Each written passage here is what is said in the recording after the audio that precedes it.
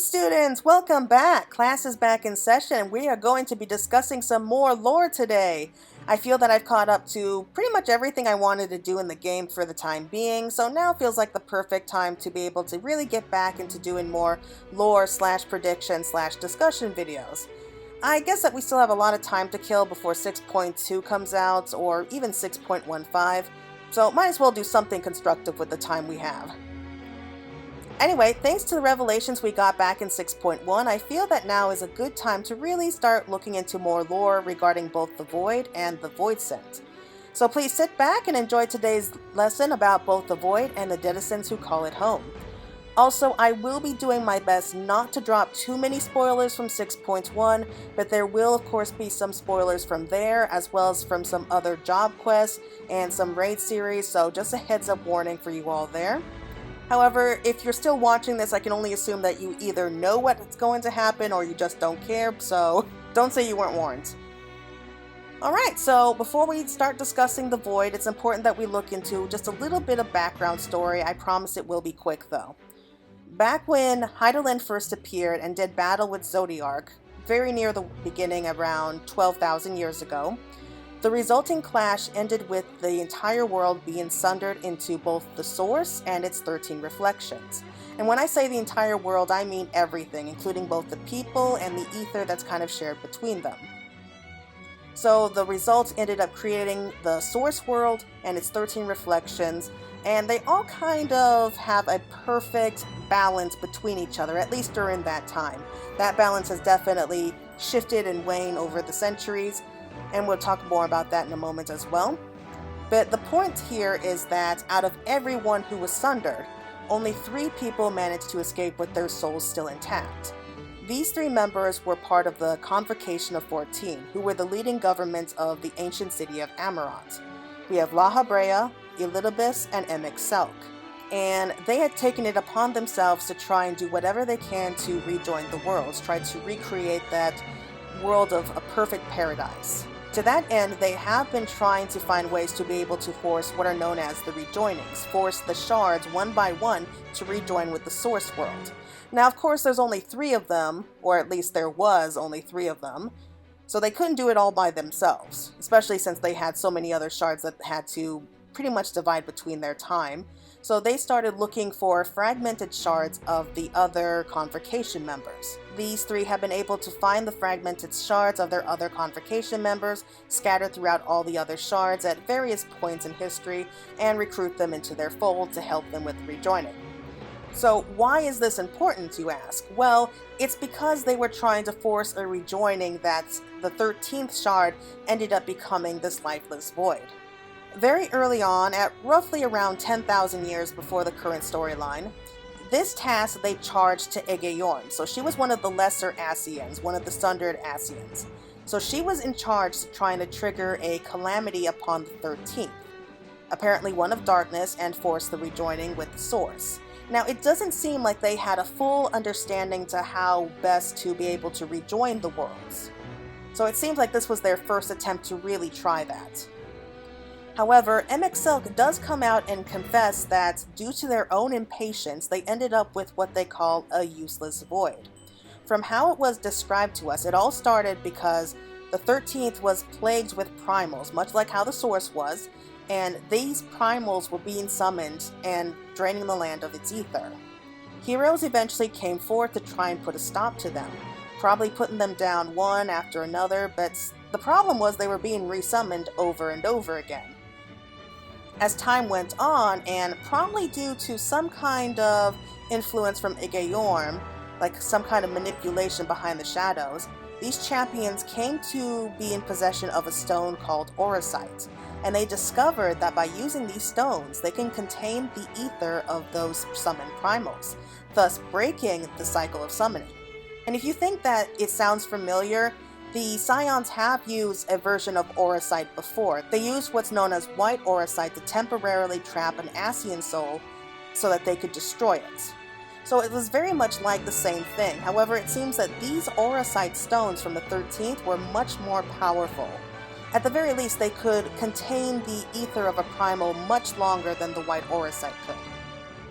However, this was a double-edged sword in many ways. Because while it could contain the ether of these powerful primals, the ether did bleed out over time. So the primals trapped inside were escaping, but at a much slower rate. And unfortunately, this had a nasty side effect to the people who were in close proximities to the stone. The selfsame heroes who trapped the primals within these stones were being corrupted by their bleeding energies and slowly changing their own ether and eventually transforming them into fiends with an endless hunger for ether. Yeah, not a nice sight. By the time that anyone thought to oppose them, or maybe perhaps by the time anyone noticed what was going on, it was already too late. Light's strength upon the 13th had grown too feeble, and the balance of the 13th tipped towards darkness. Much like how a flood of light nearly drowned the first, a flood of darkness ended up doing the same here to the 13th. The reason the Ascians were so interested in causing calamities upon the source is that at the same time that a calamity happens upon the source, ether from one of the other shards is just automatically drawn to it to try to repair the damage. And thus all the ether and the souls on one of these shards is just instantly pulled towards the source, and that is how a rejoining happens, at least a basic idea. So it's not enough that they have to have a calamity in one shard, they have to have calamities lining up with each other just at the right possible moment. Because then that giant flood of ether from one of the shards is just instantly drawn towards the source. But because Igayorm forced such a change so quickly upon the 13th, and perhaps because there wasn't a calamity already primed and waiting upon the source at the same time, the result was a giant wave of darkness-aspected ether with nowhere to go. And eventually, this is what triggered the flood of darkness. All of this ether, which was supposed to go towards the shard, just ended up getting bigger and bigger until finally it just washed over this entire world, corrupting it with its darkness and just drowning the realm until it became this dark void. Any surviving denizens of the 13th who survived to see the flood were corrupted by this darkness itself, and their ethereal energies were shifted so far to darkness that they were transformed into creatures that reflected that. Now, the Ascians quickly realized that they had screwed up big time here. They pretty much lost an entire world, like an entire fragment of their own souls, and they deemed the entire world unsalvageable at this point, that there was no saving it. It's unknown whether or not they thought that they could just go back to this particular shard one day and see if there's a way they can undo the damage and then trigger a proper rejoining. It's unknown for sure. I mean, it's possible that they thought that they could just make do with just 13 out of 14 shards rejoined. However, I will say that they realized the event caused an imbalance with the other shards. That's what made them realize that there was a connection between all of the shards, and especially with the source world. And learning from that, they figured out how to create, I guess, a proper rejoining, and they decided to move at a much slower and more cautious pace as to not lose any of the other shards. That's why it's taken so many thousands of years to trigger a certain number of rejoinings. As for the 13th survivors, I mean, as far as we know, there's only 2 survivors of the 13th. These are the beings named Unakalhai and Silva. They were rescued by Elidibus just before the flood completely drowned them out. And they were used as future agents in their schemes, but we'll talk about that later. So, as for the 13th, or now more commonly known as the Void, it's remained like this for about roughly 10,000 years. As for the Voidsent themselves, these were once innocent people, like I said, but they were corrupted by the darkness, and they just grown twisted in both body and mind due to being deprived of the ether that's needed for survival. And so many of them are seeking a way to try to escape their void and try to visit other worlds, like especially when it comes to the source. They're trying to find a way to get to places that have a lot of ether everywhere so that they can suck it dry. And just imagine that you are on the brink of starvation and you are just dying for something to eat, but there's just nothing around you. It's like you're trapped in the middle of the ocean. So that's kind of what the Voidsent are like. It's like they're just trapped like in the middle of an ocean with nothing to eat, and so they're just desperate to be able to get somewhere, anywhere that has ether, and so that they could feast and gorge themselves and just grow stronger. Now, you might be wondering about how such beings can exist in such an ether-starved state. Well, it seems that they exist due to the access of the dark ether that shattered their etheric harmony as former living beings. So their natural forms were what transformed them into monstrosities, and basically their desires are enhanced to unimaginable levels. So it's almost like they're forcing themselves to live just because they want to. In other words, their own darkness is what's keeping them alive. Though, I guess they're not really alive. That might not be the best word to use.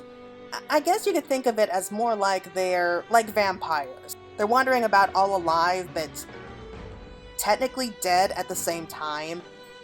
I guess like how vampires hunger for blood, the Voidsent hunger for ether, like the lifeblood of the world. Also, for some reason, after the world was turned into the void, the boundaries between the source and the 13th reflection had grown very fragile, maybe even unstable. So unstable, it seems that tears can actually open up between the two worlds, thus releasing Voidsent into the source. As the centuries went by, people were able to discover these tears and they were able to make connections to these ether-starved creatures. These tears, what they call planar fissures, are how they were able to discover the Dark Realm. Some people, most famously the people of the ancient city of Mach, had discovered ways to actually create void gates directly into the 13th to bring more creatures from this place to do their bidding. Now, there's big differences here between the fissures and the gates. Planar fissures are natural passages between the source and the void, and they can pop up just about anywhere. And while it's possible for Voidsent to escape to the source through these fissures, it's not a promise guarantee. The fissure itself is highly unstable, and it's not a promise guarantee to and from the void. Meanwhile, the void gates are man-made, and they're much more stable and I guess safer to a certain degree, so that it is possible to pass between the void or to the source. Now, you're probably wondering to yourselves, well, why would anyone wish to create a void gate and risk unleashing a horde of monsters on innocent people? Well, that's a good question. But the simple fact is that people can make use of just about anything, even beings from the void. The people of the source, despite not understanding the truth of the void and like its very nature, they could see the power that the Voidsent had. They were able to conceive in creating these gates to bring the Voidsent over so that they could probably study them and just use them to their advantage, such as binding them into service with some kind of contracts or blood pacts. Now, blood pacts are very, very powerful, very dangerous things to be able to invoke with a Voidsent. But I'll mention those in just a quick moment. Now, I don't recommend anyone trying this. I highly discourage anyone from practicing creating portals into the void, but to summon a Voidsent, the summoner must first create the void gate. They have to create a portal, though that in itself is no small feat, and the portals are usually very small and they only last for a short time. Even the most gifted mages are usually only able to create these tiny little gates, allowing small creatures such as imps to be able to squeeze through with just their physical forms. For larger creatures though, such as the gargoyle for instance, they are far too big to be able to fit through a tiny gate. So the summoner has to get around that by trying to summon their soul. Much like how the Scions were drawn to the first when their souls were just literally plucked from their bodies, carried across the rift, and just kind of dumped right here into this first. It's very much the same process. The summoner creates a big enough portal, it reaches out to the Voidsent inside, and once it finds a suitable host, it brings it forward. So it just sort of sucks their soul out of their body, leaving the physical form of the gargoyle behind, and then just drawing the soul into the source. And then that soul is then dumped into another form, usually like a statue or a waiting mortal body, kind of like a possession. So the larger the gate, the more ether that must be used to maintain it and keep it open. So the larger the gate, then the larger the Voidsent that can come through with their physical forms. However, that also means the more ether that must be used to maintain and keep the gate open. Some have been able to create much larger, maybe even massive gates, such as in the case of Alec, where they were able to create a giant opening to allow countless Voidsent to pass through. Once the ether runs out, though, the gate will close. Though it has been suggested that so long as the gate is stable enough, it can remain around even if the ether that's being drawn into it is cut off. These particular gates are known as floodgates. The most infamous version of a floodgate being opened would probably be during the Third Astral Era, where Emperor Zonde of the Allegan Empire entered into a contract with a supreme Voidsent known as the Cloud of Darkness. He had originally planned to use her powers to conquer the world before destroying everything and returning it all to nothingness. I mean, the guy had some serious issues. However, he was able to use the power of the Crystal Tower to make these ambitions come true, so he could back up his threats. So he used the limitless power of the heavens, think solar energy, into creating a gate large enough for even a being such as, say, a dragon to fit through. Once the Voidsent are brought into this world, most do have a tremendous amount of power that could be used. Even weaker beings like imps could be used as servants in war. Again, this would probably be most famously used by the people of Mach. They had pretty much mastered the art of being able to summon such beings to them and bind them into contracts to serve, while they would repay them, usually in the form of ether, and let them feast to their heart's content. The sorcerers of Mach from the 5th Astral Era found a way to even power entire vessels through the dark power of the Voidsent, often just imprisoning them and just siphoning off their powers like a giant generator would, as well as using them as servants on the battlefield. However, this method ended very badly for them, for the combined power of the imprisoned Voidsent ended up triggering some serious damage done to their city, and also played a role in triggering the 6th Umbral Calamity. It wasn't the main cause of the 6th Umbral Calamity, but it certainly played a part in it.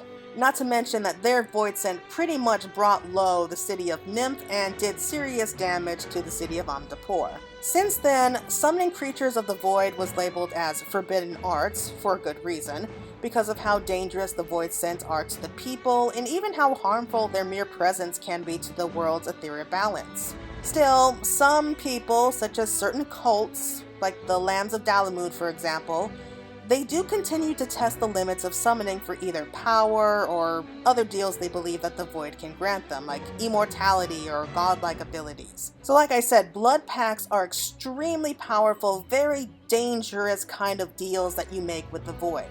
Now, the thing with these blood pacts is that the blood of the people who first summon the Voidsent, even if that summoner dies, so long as their bloodline exists in this world, then that blood pact will still be in effect. So even if let's say the Voidsent was sealed away and the original summoner was killed in battle or something, so long as their blood, like in their descendants, remain, then that Voidsent will continue to try and get whatever they want from it. A good example would be with the Voidsent known as Lilith. Lilith was a very powerful Voidsent who was originally drawn from the void into the source before she was imprisoned. And her powers were just eventually just siphoned off by the summoners who drew her there.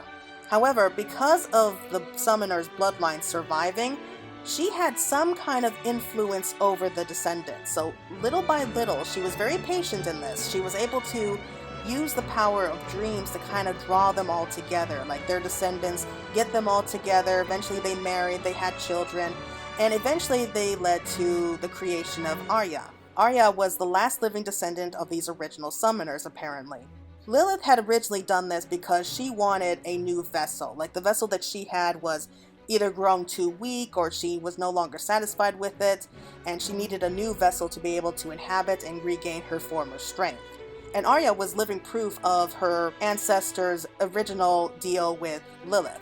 And when she was born with like a natural magical aptitude. She was very powerfully magical, like born with a massive overflow of ether.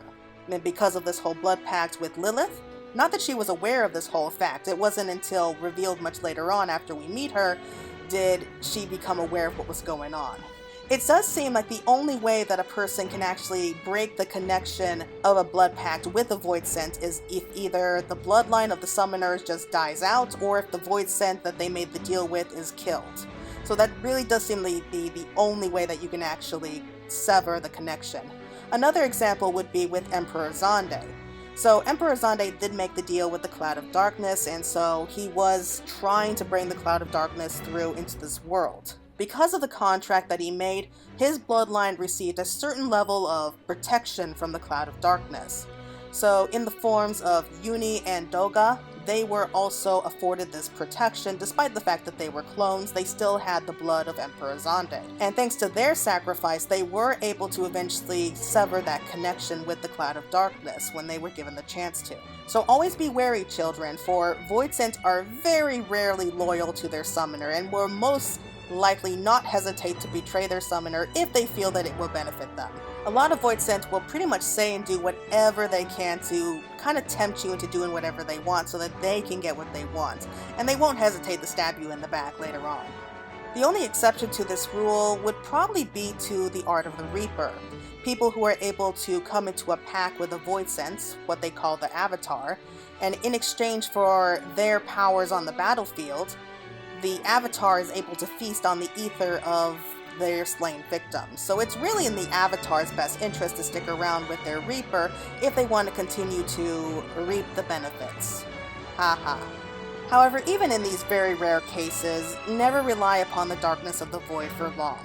It's like risking your soul each and every time you do. A good example would be with the former Reaper from Galamal. He was an extremely powerful Reaper. He tried to use the power of the void to take down a very powerful foe he had no chance of defeating. When he realized just how weak he was against this particular foe, he tried to gain more power. He started dealing more and more with the void. Eventually, he weakened himself to such a degree that he was easily accessible to becoming possessed by a Voidsent, which is exactly what happened. The Voidsent known as Orcus ended up taking control of his body and pretty much devoured his soul in the process. Another example would be with Lady Amandine. So Lady Amandine was a very beautiful, very normal woman who lived in the Twelveswood. However, after the calamity, she ended up being heavily scarred and she lost almost all of her beauty. This sent her into a downward spiral of depression, and she ended up listening to maybe people of questionable origin that she really shouldn't have listened to, and she just ended up being so taken by the idea of the darkness, like it could restore her beauty and everything could go back to being the way it was before. But she ended up just dealing so far into the darkness that it ended up corrupting her and becoming a kind of Voidsent in and of itself. But she ended up delving just so deeply into the darkness for her own desires that it pretty much corrupted her from the inside out. And it turned her into a sort of a version of a Voidsent as well. So what type of Voidsent are there? Well, scholars who specialize in studying the void have been able to categorize the Voidsent. This is commonly referred to as the vertical hierarchy. For despite them being monsters from another world, many Voidsent are highly intelligent as well as powerful. And there's a certain hierarchy even within the void, just depending on what level they are. So each Voidsent can be categorized into one of 12 different rungs that represent what level they're at, with the lower the number being the more powerful they are. These ranks have no actual bearing on the creature's actual standing within the void, with some rare exceptions, and it just merely helps Eorzeans better understand what they're up against.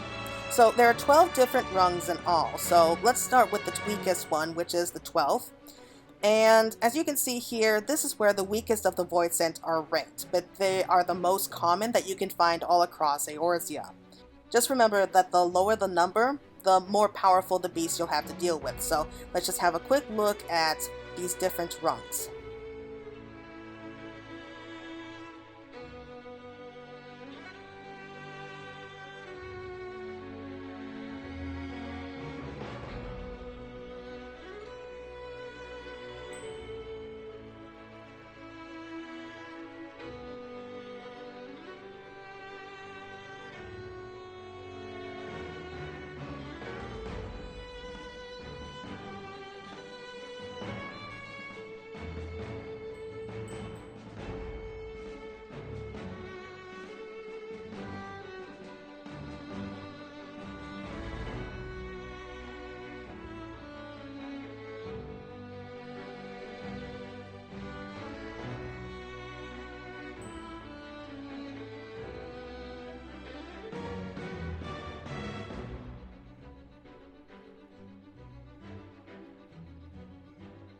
And finally, we reach the first rung, which is where the most powerful of the Voidsent are. These are where creatures of unimaginable power exist, and these are what are known as voidal rulers, such as the Cloud of Darkness and Skatsiat. It is speculated that these former heroes of this world were powerful enough to become such rulers of the void, though that in itself is not confirmed. Also, I should mention that it's not like it's an evolution scale. You can't just start off at the bottom of the totem pole as like a lowly little imp and then just work your way up. It doesn't work like that. Unlike with the dragons, who can eventually evolve into different variation of dragons, like an entire cluster of dragons can either grow up to become like full-fledged dragons or wyverns or worms, it doesn't matter.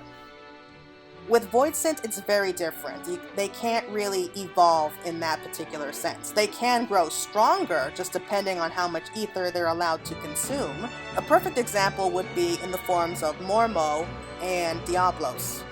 Mormo was, I would say, a Voidsent of middling power, so she was probably somewhere in the middle tier, and she was brought over from the void into the source. However, problem was that she was sealed away inside of an urn. And because she was sealed off, like cut off from any forms of ether, she was basically starving and growing weaker as the centuries went by. Eventually, she was found by a poor, unfortunate soul who wanted to become a more powerful mage like his brothers. So she was kind of sweet-talking him, like using honeyed promises and saying that she would make him powerful if he released her. So of course, he ended up listening to her and she ended up possessing him, using his body because she was just too weak. So she started hunting down various thaumaturges and just kind of sucking their magical energies from them as she tried to recover and regain her strength. And eventually she did succeed in being able to do that. Another example would be in the form of Diablos. Diablos was another very powerful Voidsent, but I'm guessing his centuries of imprisonment also robbed him of a lot of strength. Now, he was definitely both powerful, intelligent, and cunning enough to realize what he needed to do. He was able to kind of manipulate us into releasing a more powerful Voidsent, one of the Voidal rulers, Skayath. After we ended up taking care of her for him, he was able to devour her body and just absorb all of her ether into himself, which is what made him a much more powerful version of himself. So Voidsent, while they don't exactly evolve, they can definitely grow much stronger just depending on how much ether they're allowed to absorb. Over the centuries, while rare, several instances have shown that people have been able to cross the rift and into the 13th themselves. It is discovered that short journeys into the void have little effect on a person. However, should one suffer an injury while they're there, or if they just stay in the void for too long, then they will slowly become corrupted as this darkness will seep into their bodies. Just imagine it as like being bitten by a poisonous snake or a spider, and thus the venom will slowly spread throughout your body. This is very much the same thing, for this type of corruption is like a poison, and your ether will continue to be transformed, slowly aligning it towards darkness as time goes by, eventually transforming the victim into a Voidsent themselves, which is what I'm guessing what happened with Lady Amandine.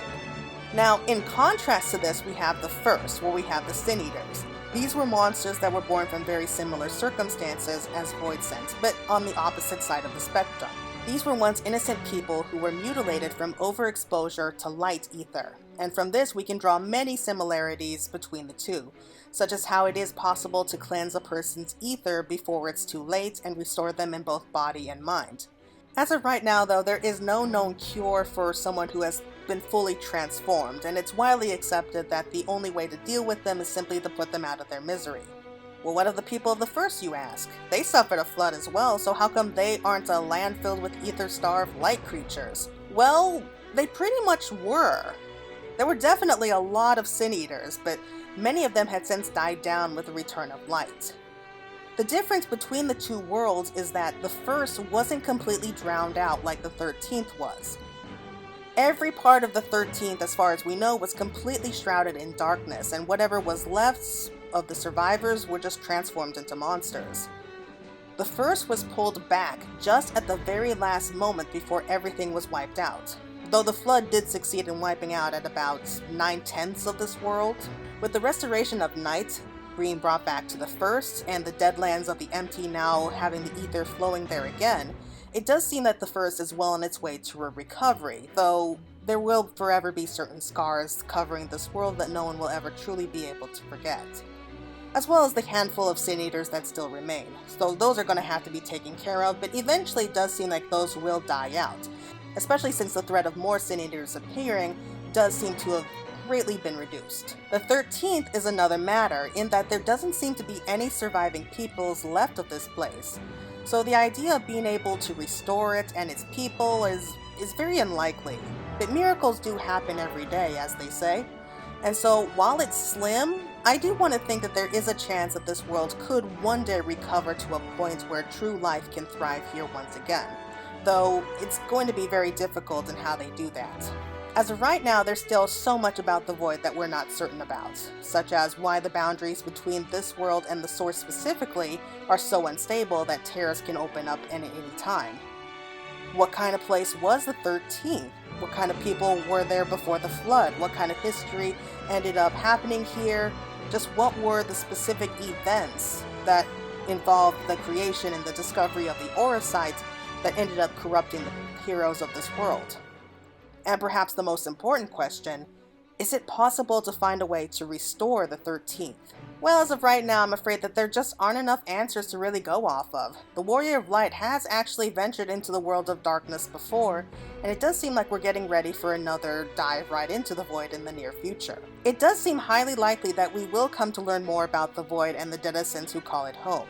Not only that, but Unicalhi and Silva are currently residing upon the first, and they are beginning their own research to see if it's possible to help restore the 13th. So I do hope that we will be able to touch upon that in the future. Anyway, everyone, thank you all so much for watching. This is everything that we know currently about the Void, or the 13th if you prefer, and I'm really looking forward to discovering more of this world, and I'm really hoping that we'll find a way to save it. I am hoping that we'll start to move forward and seeing if it is at all possible to save this particular world, and finding what way to bring back life to this world of seemingly endless nightmares. Anyway, like I said, this is it for right now. As for your homework today, let me know what you think about the Void and the Voidsent themselves. What do you think we'll discover as we go diving back into the Void? Do you think it's going to be possible we can save it? Or do you think it's simply better off to write the 13th as unsalvageable? Anyway, that's going to be it for right now. Thank you so much for watching. This is Fantasy Girl signing out.